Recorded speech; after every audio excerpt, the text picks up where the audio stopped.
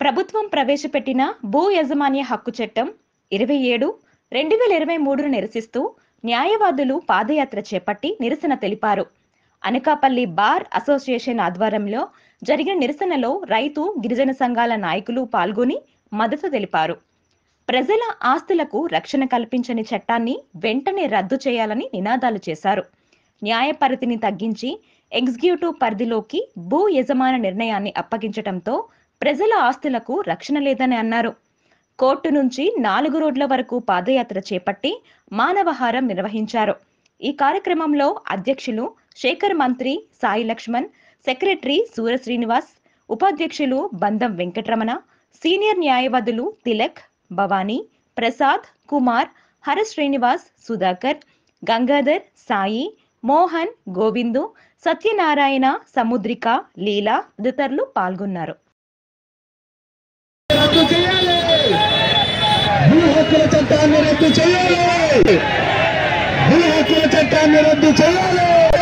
కేంద్ర ప్రభుత్వం డిజిటలైజేషన్ విధానాన్ని అవలంబిస్తే నీతి ఆయోగ్ ద్వారా ఈ రాష్ట్ర ప్రభుత్వం ముందుకు తీసుకెళ్ళడానికి సిద్ధపడింది.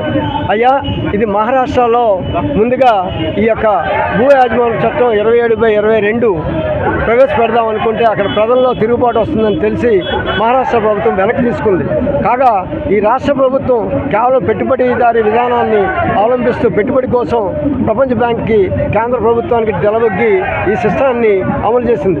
మీ అందరికీ తెలుసు, గతంలో 1948, 52 సమయాల్లో జమీందారీ వ్యవస్థ రద్దు చట్టం చేసినప్పుడు ప్రభుత్వాలు 10 సంవత్సరాలు సర్వే చేస్తే కానీ పూర్తి సమగ్ర సర్వే ఇప్పటికీ జరగలేదు. కానీ ఈ ప్రభుత్వానికి అంత అత్యవసరంగా డిజిటలైజేషన్ చేసి డ్రోన్ సర్వే అని చెప్పి హక్కుదారులు భూమిలో ఉన్నారా లేదా అని సమగ్ర దర్యాప్తు జరగకుండా తప్పుడు తరగతులతో సర్వే చేసి ఈ యొక్క చట్టాన్ని అమలుపరచడానికి ముందుకు తీసుకొస్తున్నారు. ఈ యొక్క ఇటీవల రాష్ట్ర ప్రభుత్వం, మన ఆంధ్రప్రదేశ్ రాష్ట్ర ప్రభుత్వం వారు యాక్ట్ 27/23 అనే ఒక చట్టాన్ని భూ యాజమాన్య చట్టం 22 అనే పేరుతో ప్రవేశపెట్టడం జరిగిందండి.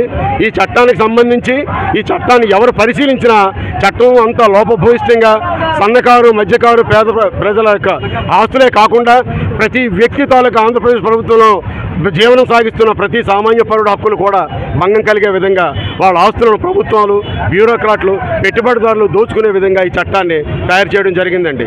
ఇంతవరకు భారత రాజ్యాంగం ఎవరికైనా ఆస్తికి సంబంధించి కానీ, వ్యక్తిగత స్వేచ్ఛకు భంగం కలిగిన వ్యక్తిగత ఆస్తులకు కానీ, వైవాహిక జీవితాలకు కానీ నష్టాలు కలిగితే న్యాయస్థానం ద్వారా వాటిని పరిష్కరించుకునే విధానం.